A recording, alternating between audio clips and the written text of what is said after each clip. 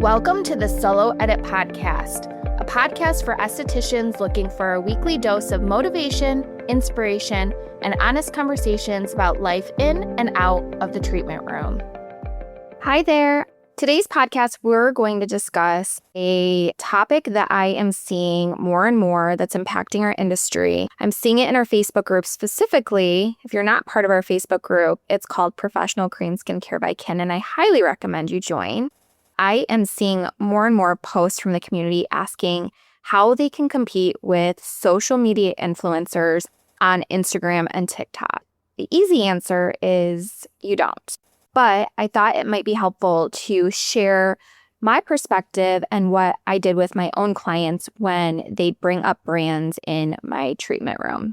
Social media has definitely impacted our industry in some amazing ways and not so amazing ways. And it has also really influenced our clients, and for some has changed those relationships. Like myself and probably you have clients that have influencers that they follow. These influencers are promoting products that they've never even used just for money, applying filters to their face to give the illusion that they have perfect skin. And your clients probably have no idea that they are being targeted in this way. And then they come to you and they want to share with you a video that they saw on TikTok or talk to you about a product that they have heard about that they want to get your opinion on. I personally hated when my clients' appointments were hijacked into these mini fact-checking sessions, but it happens. That is where we are at. And while you might want to explain why the products you carry are better formulated and why your protocols are more effective, it's really important to remember that clients don't come to you just for product recommendations. They're coming for your perspective and for your ability to see their skin, guide them, and lastly, but even more important than everything else, connection. So the next time you have a client that wants to show you trending products or a viral facial, resist the urge to compare and try to redirect them, because the truth is comparison isn't going to be the most powerful tool in this situation. Education is. If you have been on social media within the last 6 months, which I guarantee you have been, I am sure that you've consumed content where you asked yourself afterwards, is this real or is this AI generated? The advancement in technology in the last 6 months has been absolutely insane and honestly very scary. In our space, I'm talking about the beauty world, we're seeing digital people who don't even exist promoting products as if they're real. And these influencers are generating millions of dollars for the creators who are able to pull branding deals for them. Think about that. People are creating AI-generated people, but they're not people, and obtaining branding deals and making millions of dollars off of these AI-generated, whatever you want to call them. 6 months ago, there may have been, obvious signs, like missing fingers or a bent foot. There were always like some little tiny details that kind of gave us an indication that something was AI generated. But now, today, many of us, including myself, I can't always tell if somebody is actually a human or not. It's so frustrating because here they are showing up with flawless skin and hitting all of these beauty ideals that speak to the population they're targeting. And it's left the general population with a skewed perception of what skincare can actually do and what skin should look like.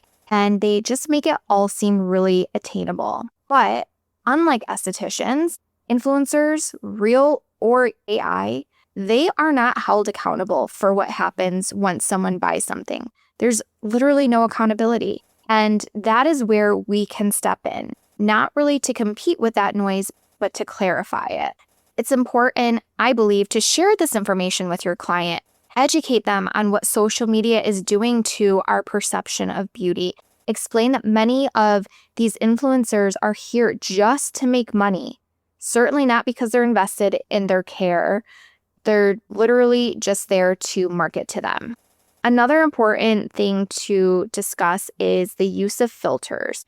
Just last week, I watched an Instagram video of a famous dermatologist that shared a popular filter on social media that completely blurred the skin, but did not glitch as he moved his hand across his cheeks. As I watched it, I will be honest with you, I was shocked.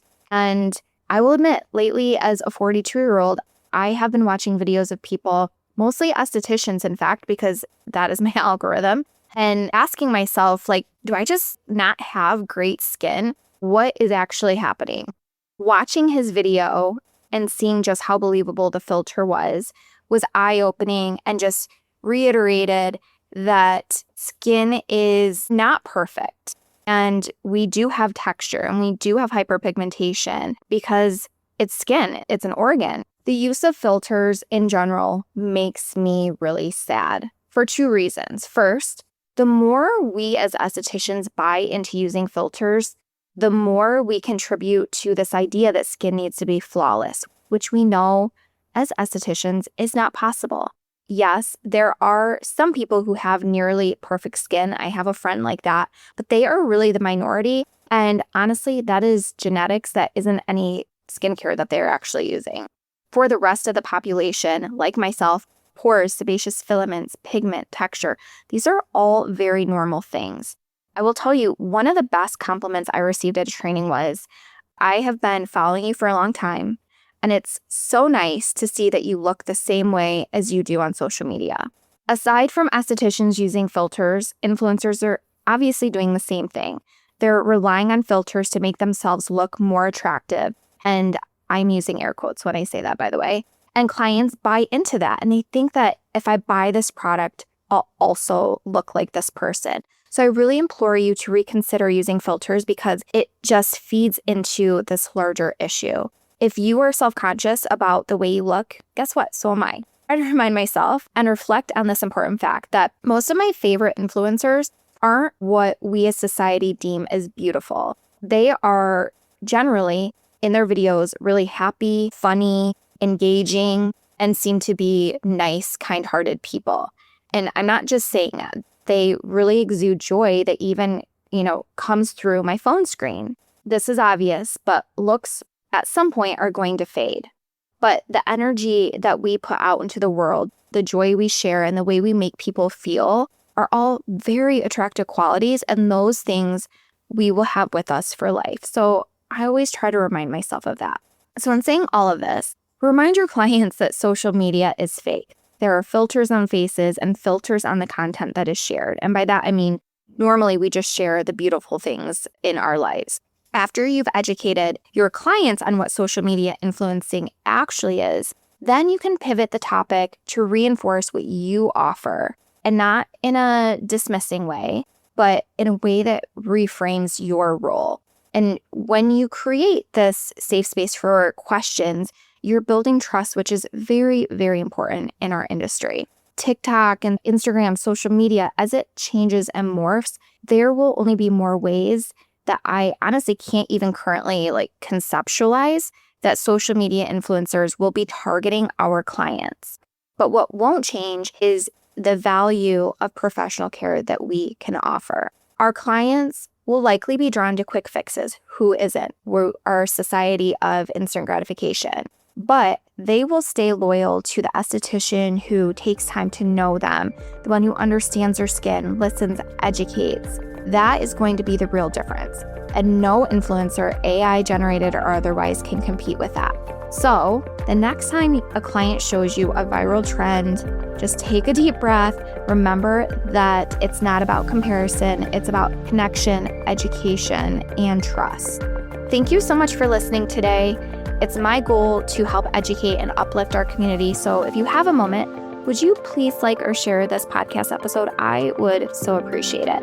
All right, friend, I will see you next week, same time, same place.